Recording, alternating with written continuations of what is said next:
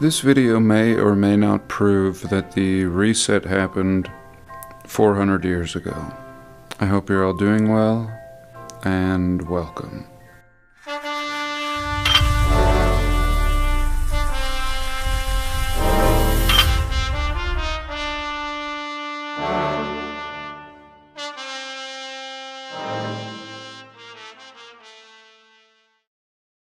I was gonna run to the P.O. box, but it's cold and windy, and I'm bitter. Some like this time of year more than others, I don't. The death of the season, and we've talked about the reset, and how it's very possible that it would occur this time of year. When it does, the spiral going further and further out, less and less light each day.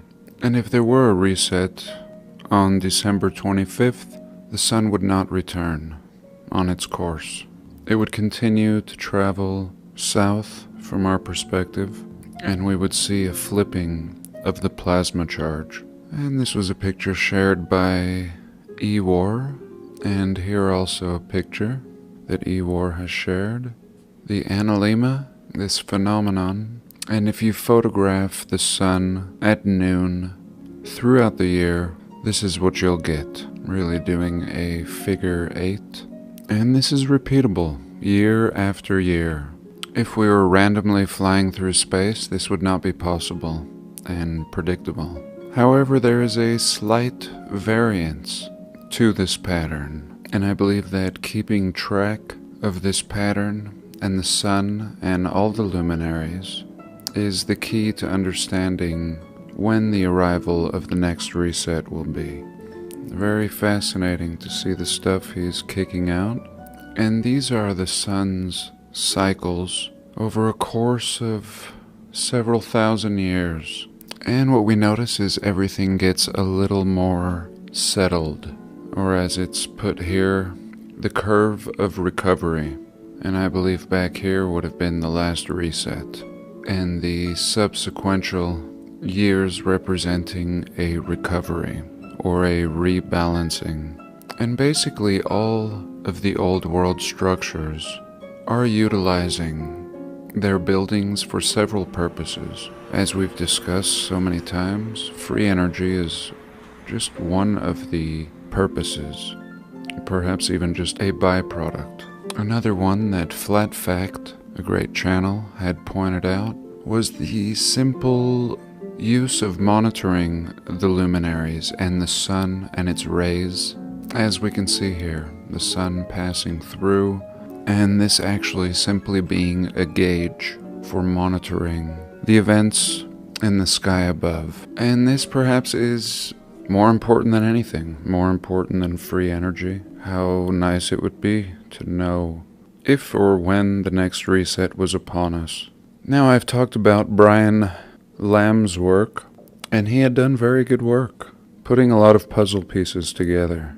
I was not happy with him selling information that potentially could save millions of lives, and I took my chances and did not purchase his doomsday package. But I did follow up on all the news that followed after his disappearance, and a lot of the people that he had sold this information to felt let down. He had made a prediction, a date for the reset, and when it didn't transpire, he pretty much abandoned his followers. And I'm not going to judge, just stating my thoughts. And I don't want to throw the baby out with the bathwater. I think a lot of the information was very accurate, but as the Bible says, nobody shall know the date. And here's another timekeeping device. This one is really fascinating. Poor resolution. And here, potentially in Rome? I'm not sure. Absolutely amazing, these ruins. And here we can see a little hole in a cathedral used to measure or calculate the sun's alignment, running right along this line. And this makes a lot more sense for the layout of a cathedral. Long rows, not meant for wooden pews, but rather as an instrument to calculate, needing a long, long run to make these calculations throughout the year. And here in the winter solstice, sometimes a long run is not enough, and some cathedrals, such as the Saint Sulpice, has an obelisk in it. And this is absolutely fascinating. What a glorious reset timekeeper. I could imagine that if the sun continued to drift any more, indicating a coming reset, it would light up the top of the obelisk. An absolute warning that the sun was not going to return on its normal course. And this was shared with me by someone in a comment. And this is Quebec, the Chateau Frontenac that I love so much. And this is basically sitting on a massive star fort. And we've looked at this star fort before. And this video creator was watching the clouds pass over the chateau and gather in this pointy fashion right above the building. And I'm not sure if she watches our videos. I don't think so. But she recognized it. I also think she was bringing some paranormal element into it, possibly. But nonetheless, we in this community know what could create this. And this tells me that the chateau is still functional. At least the tech on top. And let me try to show you a little more of this video. We'll just look at some stills. And it looks like she was taking a recording of a recording. I would love to see the original of this. But it was a real-time video where the clouds were just drifting by. And here's a great one. We see a electrical ether type of discharge in the shape of the building. And the clouds keep moving by, and yet it continues to form this antenna tech shape. And kind of reminding me of the Cambodian temple. And now we're going to look at something else that was shared with me by Holly. Thank you, Holly. This was awesome. And here we're told of a Fort Versailles in Mumbai, India. Always fun when we go to India. And we have this Romanesque looking fort. Really massive fort in complete ruins. Sometimes called Fort Bassin. It's a monument of great importance and protected by the officials. Officially, it was built during the Indian dynasty Yadavas of Devagiri in 1184. Officially, in the narrative, we're told the Portuguese reached the west coast of India in 1498, when the Portuguese explorer Vasco da Gama landed at Calcutta. The Portuguese Empire gained control of the city. Some treaty was signed. And again, this very Romanesque fort in India, and we're told it was built by the Portuguese, who arrived in the 1400s. And here we can see a Portuguese crest, and here a Portuguese crest. So what's wrong with this picture? Portuguese tombstones can be found here in the church ruins. These tombstones that I joked about in a past video, a very depressing fate for the dead. And we can see Portuguese writing in these tombstones. Okay, so officially this thing was built in 1184.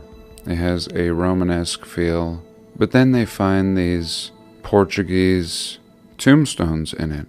So it's supposed to be Indian, but then we have these Portuguese tombstones. And here we can see the dates on these tombstones.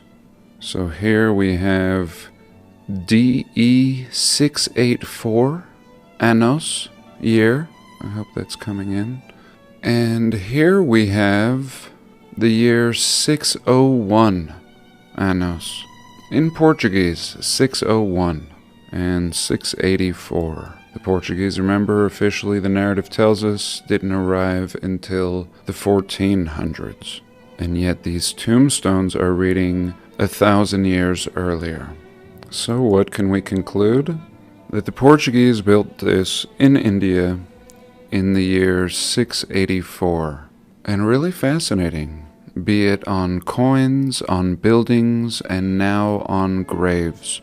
Matching the years on the graves with the timeline, and we constantly find our added 1,000 years to our timeline. Okay, let me just interject here. We are in the year 2022. If we have had 1,000 years added to our timeline, the year is currently 1022.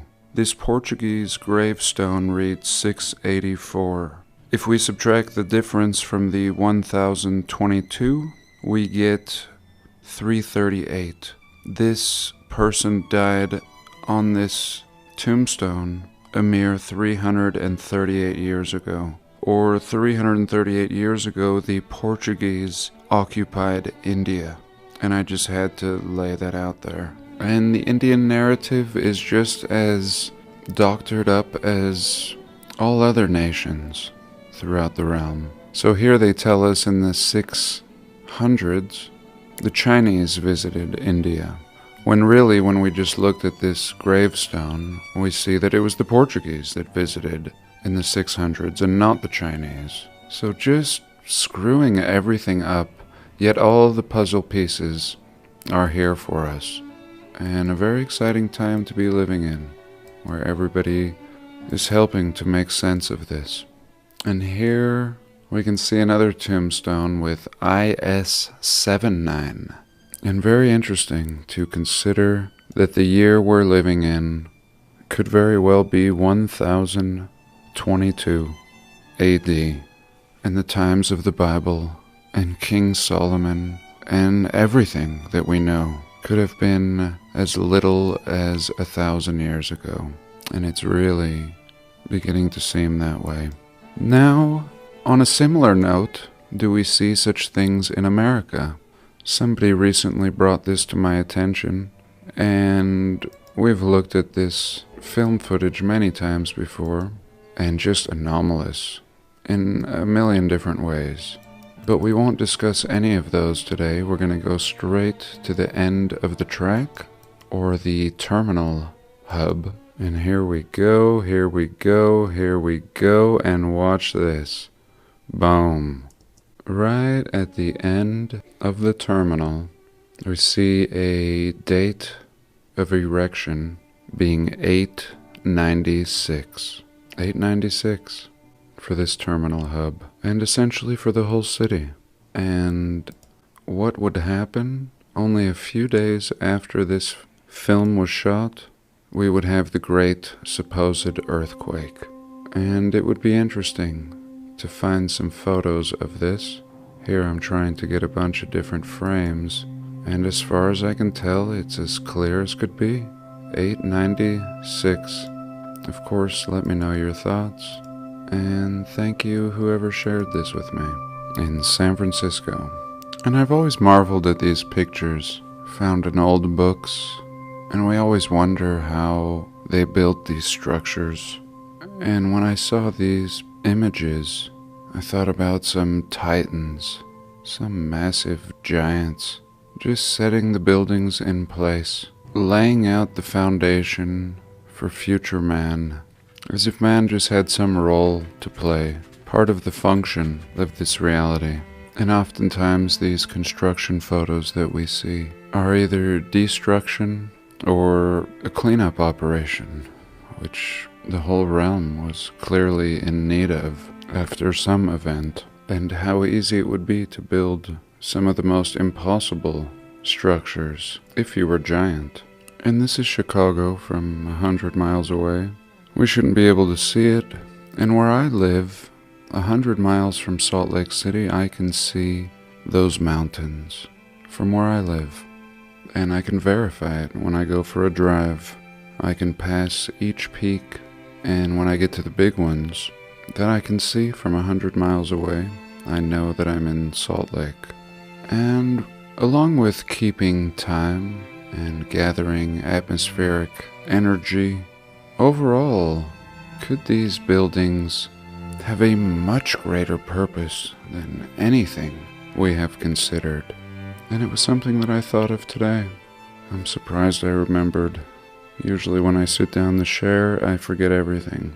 But my thought was that these could be vents, and we've discussed the massive infrastructure that could exist under our feet, and my thoughts were that the most beautiful buildings throughout the realm, the ones that inspire the most awe and wonder, oftentimes now designated as government capitol buildings, cathedrals, and such, may simply be ventilation, or simply a part of the machine. Oftentimes I call them machines, but what if they were just a component of the greater machine? What if the whole building was a valve, the most ornamental pressure release valve we've ever seen? Or again, ventilation, which would be needed if there was an entire city or realm of habitation under our feet. And I believe that they all served maybe up to 100 functions. And what we view as decorative and ornamental all has a purpose. Many of these buildings, when examining the narrative, we find have underground subways. Even many of these temporary World's Fairs served as hubs for travel. And long ago in my research, when examining the World's Fairs, I imagined that these were emerging points for survivors who had been fortunate enough to be taken down into these underrealms, avoiding the reset and their demise. Otherwise, there just is no good reason. And this is a picture of the construction of the St. George Temple. This is one of the most photoshopped pictures I've ever seen, and it is official, and these men are clearly not really here. And maybe being brought into the underground would have been worse than just being wiped out in the reset. Maybe there wasn't a very good plan, or perhaps this was the plan. Nonetheless, we see these catacombs in every city, always underground, always stacked neatly, polished bones, not a hair or chunk of fat or meat remaining on the bones, to me indicating that they've been boiled. And boiling is a great way to get meat off of bones. And this would explain to me the reason for all these catacombs. If there was any sort of prosperity on the surface, there'd be no need to bringing the bones down under. This is something that happened while everybody was stuck underground. They had to consume to survive, and then they had to discard, and had a lot of time on their hands.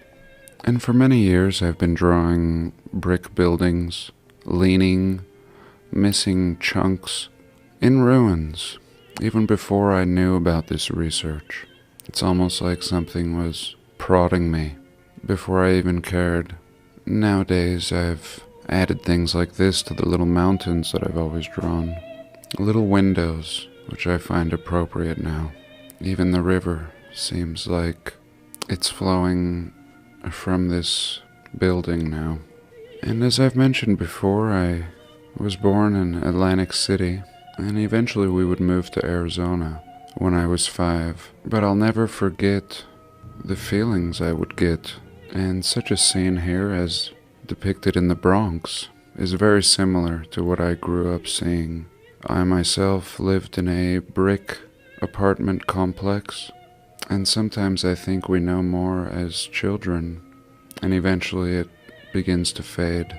And there's no good reason for the Bronx or Atlantic City looking like this by the 60s and 70s, like Hiroshima or any war-stricken city or nation. And I really love it because I think it's one of the best depictions of what all of our cities would have looked like. Even Salt Lake City, when the Mormons rolled in, I believe would have looked like this too. And any construction photos that we're seeing would just be fixing up buildings like this. What do we always see in the construction photos? Scaffolding, the first thing to go up. And usually that's all people need. A building with some scaffolding in front of it, and they might say, aha, here is a construction photo. When really they could have just been refacing it and putting windows in and cheap signage. And the Bronx looking exactly like the Civil War. I think pretty soon we're not going to be able to say that word either. And the Civil War just looking like the fall of Rome or World War blank. And here again, clear up to the 70s. Again, this is a scene I recall in Atlantic City as well. Very similar to the Bronx. And even as a 4-year-old who knows nothing, the 4-year-old can feel the feelings and maybe possibly remember a past life. But even when I look at these photos, I have this feeling that I had. You don't have to know anything. You just know that something is not right. And here's a look at some ruins in the Bronx. Brick, concrete, Antiquitech. So here I want to show a picture of the Bannerman Castle in what appears to be 1926. Of course I made a video on this not too far back, but I just received an email and it piqued my interest again. Here we can see the castle is actually in perfect shape. Fully intact roof, another little structure, and I'm sure this is just buried. And all the retaining walls. In my mind, this castle survived a great flood, probably built before the river was raging, clearly. And about 30 years after this photo, the castle looks like this. The minute man shows up, it goes to ruins. Again, there's just parts sticking up in the middle of the river in present times. And if you remember the narrative, shortly after this there was a great fire. And we ended up with these ruins. And here's a terminal station in Indianapolis, and clearly repurposed. This could have easily been a cathedral. And in my next video, I hope to talk about this. The laying of the transatlantic cable in 1858. And few things could be so ridiculous. And I look forward to having a little look.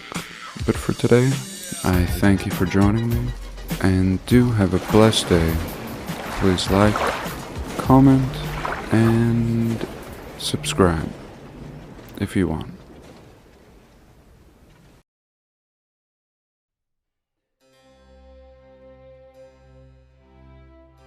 Okay, I think this is the best part of the video, and as a bonus, I'm just going to recap. Again, we're told we're in the year 2022. We have our added 1,000 years, in which we have countless examples that would give us an actual year of 1022. We see in Portugal gravestones marked 684 as seen down here. And if the year was currently 1022, these graves or deaths occurred 338 years ago. And if we look over here at the San Francisco terminal, in some of the last surviving footage, and this footage has been colorized, and this man looks green, we have a date of 896. Erected 896. Again, if we use our formula here, we're in the year 1022, and the year 800 or 896 would have been about 300 years ago. Again, two small examples indicating a reset as little as 300 to 400 years ago. So let me know your thoughts. Of course, as always, I don't know. I love you all, and I'll see you next week.